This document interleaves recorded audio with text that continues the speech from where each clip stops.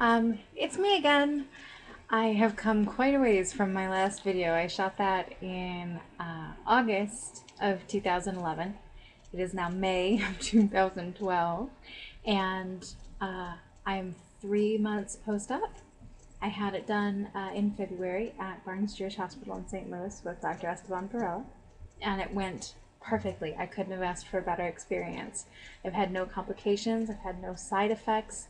I've had none of the icky stuff that you might hear about from other people. It's been really wonderful. I couldn't have asked for a better job at all, bar none. And because I did start out a slightly smaller than some of the other people who've had the surgery done, I did start out at 244. Oh gosh, 244 was my highest weight. I got down to 233, I'm sorry, before surgery. And then I had surgery at 233, and I've been down about 48 pounds since then. So 48 pounds in about 3 months. I'll take it. I've been keeping my measurements too. I've lost about 36 inches off my whole body. I measure everything: my neck, chest, bicep, forearms, waist, hips, thighs, and calf. The one thing I don't measure is my actual belly, and I'm kind of regretting that now because I think that would be an interesting thing to see shrink.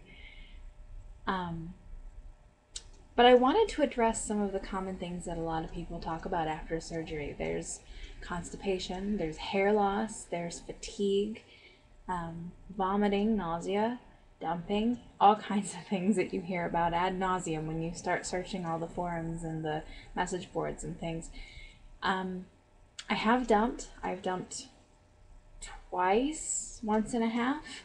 Once was at Passover. I had made a big dessert spread, and I was actually really good. I had a tiny slice of flourless chocolate cake and a tiny slice of lemon cheesecake, and it was still too much. I got really sick, but it wasn't miserable. I didn't vomit, or I didn't get, diarrhea or cramps or anything like that. It was just fatigue and dizziness and cold sweats and kind of a ugh feeling, but nothing that was horrible. So I've had no hair loss. My hair is still is, you can't see it, it's in a bun now, but it's still thick and crazy like ever. I'm taking better care of it now though than I ever did because I'm afraid of losing it. So I buy stupidly expensive shampoos and stuff.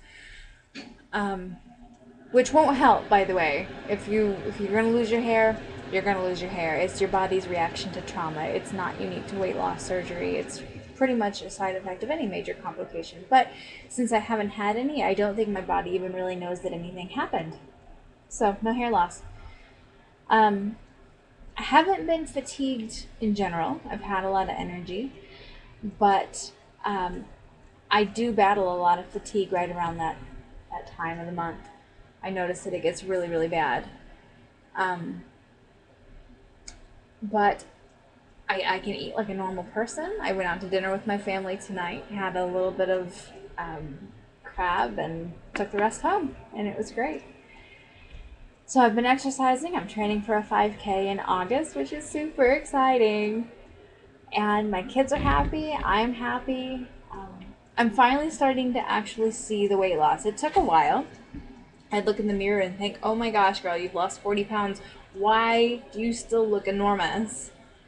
And, I gotta remember, I'm only 5 feet tall and I'm 200 pounds now, so I'm still pretty big. And even after losing a bunch of weight, it's still gonna take a while to get down to where I need to be. My goal recently changed.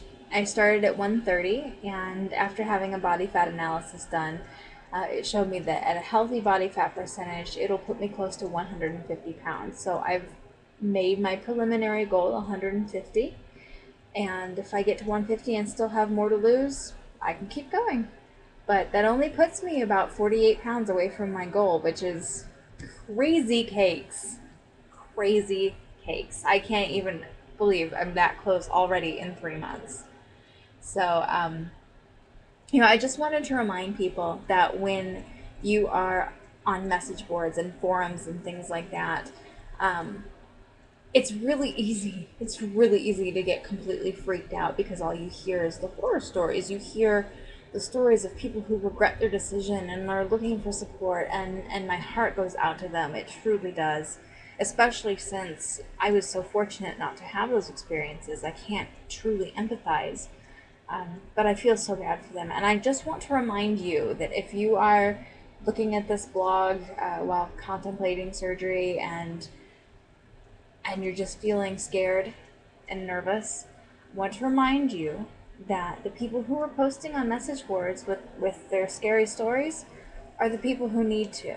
Because you don't hear of a lot of people saying, day 39, still going great. It just doesn't happen. You know, the people who are having really good experiences don't tend to post about that as much. So keep in mind that for every scary story you hear, there are probably 12 fabulous stories that are going unreported. So just remember that, and don't let it spook you. Don't let it freak you out, and don't let it second guess yourself unless you truly are having second thoughts, in which case those are definitely worth sitting out and talking over thoroughly with somebody that you love. But all in all, I'm thrilled. I could not have asked for a better outcome, and my surgeon was excellent, and everything has just been going great. So no complaints here. I have to remember sometimes that it's not going to come off overnight. I have to be a little more patient than I am, but it's coming, and I'm happy for it. And I wish you all the luck in the world if you are on your way. And if you're still thinking about it, make sure to do all of your research and talk to a counselor. I can't stress that enough. I really can't. And I know you may be thinking, I don't need a counselor, or what is a counselor going to do? But seriously, it'll help you wrap your head around not only the surgical process or the aftermath of it, but it might help you battle some of the things that got you to this point in the first place. Because I know I've been seeing one, and it has helped tremendously. And I'll tell you the truth, half the time, we don't even talk about food. We don't talk about me. We don't talk about my weight loss. We talk about other people. We talk about the things in my life that I'm having trouble dealing with. And that's, children or just difficult situations. And it really has made an incredible difference in my life to have a third party that I can just let it all go to and hash it out and get some objective feedback. So I really strongly recommend adding a counselor to your repertoire if you're looking for preoperative support and post-op support as well.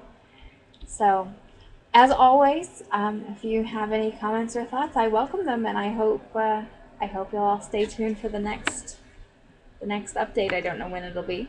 I'm kind of bad about this, but thanks for listening, and I hope you guys have a wonderful evening.